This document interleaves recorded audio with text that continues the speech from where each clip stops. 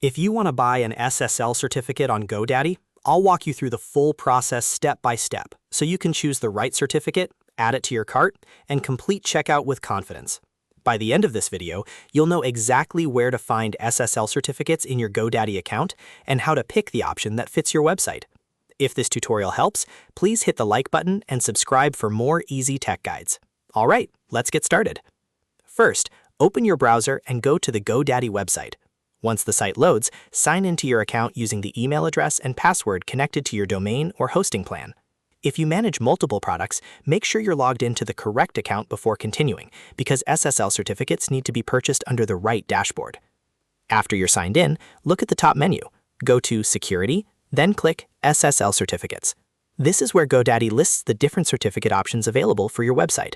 Take a moment here, because choosing the right type is important and can save you time later when you're setting up protection. Now you'll see the available certificate types. If you only need to protect one website, the DV, or Domain Validation Certificate, is usually the basic option. If your site has multiple subdomains, the Wildcard certificate is the better choice because it covers those subdomains under one certificate. If you manage several domains or need broader coverage, the Managed or Multi-Domain option may be the best fit. Think about how your website is structured before you choose, because that will determine which SSL certificate makes the most sense. Once you've picked the certificate type you want, click Add to Cart. Then select Continue to Cart so you can review your order before payment.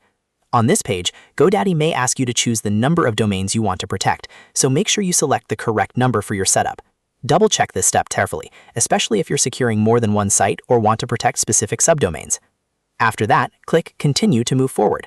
At this stage, review your cart details one more time to make sure the certificate type, number of domains, and any renewal options are all correct.